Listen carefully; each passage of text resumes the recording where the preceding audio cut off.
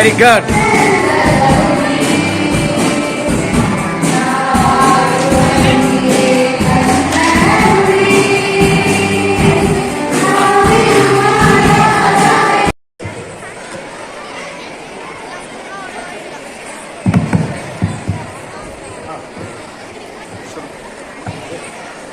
ವೀರಾದಿ ವೀರರಾದ ಕನ್ನಡದ ಅರಸುಗಳಿರ ನೀವೇಗೆ ಚಿಂತಾಕ್ರಾಂತರಾಗಿ ಇಲ್ಲಿ ಆಸೀನರಾಗಿದ್ದೀರಿ?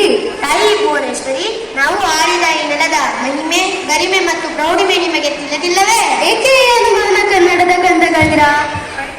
ಆದರೆ ಆದರೆ ಆದರೆ ನಿಮ್ಮ ದುಃಖ ದುಗುಡ ಅನುಮಾನವೇನು? ಇಂದಿನ ಯುವ ಪೀಳಿಗೆ ಕನ್ನಡದ ನೆಲ, ಜಲ, ಭಾಷೆಯ ಹಿರಿಮೆ ಮತ್ತು ಸಂಸ್ಕೃತಿಯನ್ನು ಮರೆತಂತಿದೆ ತಾಯಿ. ಇಲ್ಲ, ಅದನ್ನೆಂದಿಗೂ ಮರೆಯಲು ಅಸಾಧ್ಯ.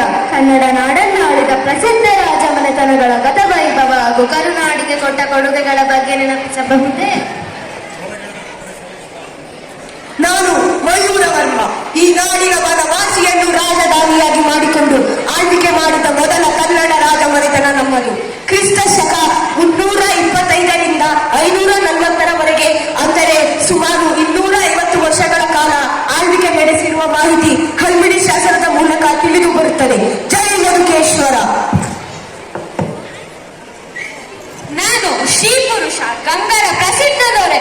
ನಾವು ತಲಕಾಡನ್ನು ರಾಜಧಾನಿಯಾಗಿ ಮಾಡಿಕೊಂಡು ಅಖಂಡ ಕನ್ನಡ ನೆಲವನ್ನು ಸುದೀರ್ಘ ಕಾಲದವರೆಗೆ ರಾಜ್ಯ ಮಾಡಿದ ರಾಜವಂಶ. ಇದಕ್ಕೆ ಸಾಕ್ಷಿ ತಲಕಾಡಿನ ಪಂಚಲಿಂಗ ದೇವಾಲಯ, ಚಾವುಂಡರಾಯರು ನಿರ್ಮಿಸಿದ ಶ್ರವಣಬೆಳಗೊಳದ ಗೊಮ್ಮಟ ಮತ್ತು ಪೂರ್ವದ ಗಂಗರು ನಿರ್ಮಿಸಿದ ಕೋಲಾರ್ ಸೂರ್ಯ ದೇವಾಲಯ ಇತ್ಯಾದಿಗಳು ನಮ್ಮ ಪ್ರೌಢಿಮೆಗೆ ಇಂದಿಗೂ ಸಾಕ್ಷಿ. ನಾನು ಎರಡನೇ ಪುಲಿಕೇಶಿ. ನಾವು ಚಾಲುಕ್ಯರು. ನಮ್ಮ 5 ಮನೆತನಗಳು ಕನ್ನಡ ನೆಲವನ್ನು ಆಳಿವೆ. ಕಾವೇರಿಯಿಂದ ಗೋದಾವರಿ ನದಿಯವರೆಗೆ ಸಾಮ್ರಾಜ್ಯ ವಿಸ್ತರಿಸಿ ಹೊರ ದೇಶಗಳಿಗೂ ಆಮದು ರಫ್ತು ಮಾಡಿದ ಸಾಮ್ರಾಜ್ಯ ನಮ್ಮದು. ಇದಕ್ಕೆ ಸಾಕ್ಷಿಯಾಗಿ ನಾವು ಮೊದಲಿಗೆ ನಿರ್ಮಿಸಿದ ಗುಹಾಂತರ ದೇವಾಲಯವಾದ ಬಾದಾಮಿ, ಐಹೊಳೆ ಮತ್ತು ಪಟ್ಟದಕಲ್ಲು ಇಂದಿಗೂ ಶಿಲ್ಪಕಲೆಗೆ ಅದ್ಭುತ ಕೊಡುಗೆಗಳಾಗಿವೆ. ಅಲ್ಲದೆ ಈ ನೆಲವು ವಿಶ್ವ ಪಾರಂಪರಿಕ ತಾಣವಾಗಿರುವುದು ಹೆಮ್ಮೆಯ ಸರಿ. ನಾನು ನೃಪತುಂಗ. 55 ವರ್ಷಗಳ ಕಾಲ ಸುದೀರ್ಘ ರಾಜ್ಯಭಾರ ಮಾಡಿದ್ದೇನೆ. ನಾವು ರಾಷ್ಟ್ರಕೂಟರು. ಮಾನ್ಯಕೇಟ ನಮ್ಮ ರಾಜಧಾನಿಯಾಗಿ ಮಾಡಿಕೊಂಡು ಕ್ರಿಸ್ತಶಕ 747ರಿಂದ 973ರವರೆಗೆ ನಮ್ಮದೆಲ್ಲ ಕನ್ನಡ ನಾಡನ್ನು ಆಳ್ವಿಕೆ ಮಾಡಿದ್ದೇವೆ. ನಮ್ಮ ರಾಜಮನೆತನಗಳಿಗೂ ನಿರ್ಮಿಸಿದ್ದ ಎಲಿಫೆಂಟಾ ಗುಹೆಗಳು ಹಾಗೂ ಅಜಂತ ಎಲ್ಲೋರ ದೇವಾಲಯಗಳು ವಿಶ್ವ ಪಾರಂಪರಿಕ ತಾಣವಾಗಿದೆ. ನಾನು ವಿಷ್ಣುವರ್ಧನ. ನಾವು ಹೊಯ್ಸಳರು.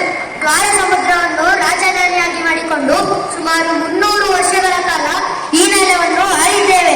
ವಾಸ್ತುಶಿಲ್ಪ ಶೈಲಿಯಾದ ನಮ್ಮ ಶೈಲಿಯನ್ನು ಬಳಸಿ ಬೇಲೂರು, ಹಳೇಬೀಡು ಮತ್ತು ಸೋಮನಾಥ ದೇವಾಲಯಗಳನ್ನು ನಿರ್ಮಿಸಿ ಸುಮಾರು 300ಕ್ಕೂ ಹೆಚ್ಚಿನ ವಿವಿಧ ಪ್ರಕಾರದ ದೇವಸ್ಥಾನಗಳು ನಮ್ಮ ಅದ್ಭುತ ಕೊಡುಗೆಯಾಗಿದೆ. ನಾನು ಶ್ರೀಕೃಷ್ಣ ದೇವರಾಯ. ವಿಜಯನಗರದ ಪ್ರಸಿದ್ಧ ದೊರೆ. ಹಂಪಿಯನ್ನು ರಾಜಧಾನಿಯಾಗಿ ಮಾಡಿಕೊಂಡು 1336ರಿಂದ 1646ರವರೆಗೆ ಆಳಿದ್ದೇವೆ. ನಮ್ಮ ಆಡಳಿತದಲ್ಲಿ ಮುತ್ತು, ರತ್ನ, ವಜ್ರ, ವೈಡೂರ್ಯಗಳನ್ನು ರಸ್ತೆ ಬದಿಯಲ್ಲಿ ಮಾರುತ್ತಿದ್ದೆವು. ಸುರಕ್ಷಿತ ಮತ್ತು ಸುಭಿಕ್ಷೆಯ ಸಾಮ್ರಾಜ್ಯ ನಮ್ಮದು. ನಾವು ಶಿಲ್ಪಕಲೆಗಳ ಕೆತ್ತನೆಯಲ್ಲಿ ಕಲ್ಲಿನ ರಥ, ಸಂಗೀತ ಕಲ್ಲು ಇವೆಲ್ಲ ಜಗತ್ ಪ್ರಸಿದ್ಧಗೊಂಡಿದೆ. ನಮ್ಮ ಆಡಳಿತದಲ್ಲಿ ಕೆಳದಿ ಅರಸರು, ನಾಡಪ್ರಭು ಕೆಂಪೇಗೌಡರು ಮತ್ತು ಸಾಮಂತ ಅರಸರು ಈ ಚಿನ್ನದ ನೆಲವನ್ನು ಆಳಿದ್ದಾರೆ.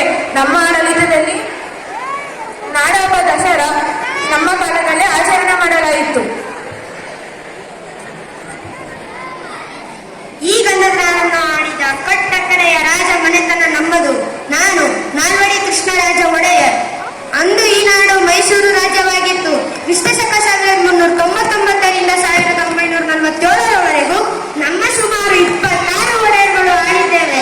ನಮ್ಮ ಆಳ್ವಿಕೆಯಲ್ಲಿ ಕನ್ನಂಬಾಡಿ ಕಟ್ಟೆ, Mysuru sandals, state bank of Mysuru, ಕಬ್ಬಿಣ ಮತ್ತು ಉಕ್ಕಿನ ಕಾರ್ಖಾನೆಯನ್ನು ಸ್ಥಾಪಿಸಲಾಯಿತು.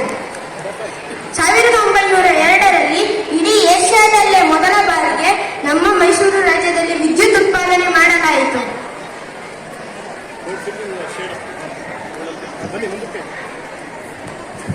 ಕನ್ನಡದ ಕಂದೆಟ್ಟಿದ ಇಷ್ಟೆಲ್ಲ ಗತವೈಭವ ಇರುವ ಈ ನಾಡಿನ ಇತಿಹಾಸವನ್ನು ಯಾರಿಂದಲೂ ಅಳಿಸಲು ಸಾಧ್ಯವಿಲ್ಲ.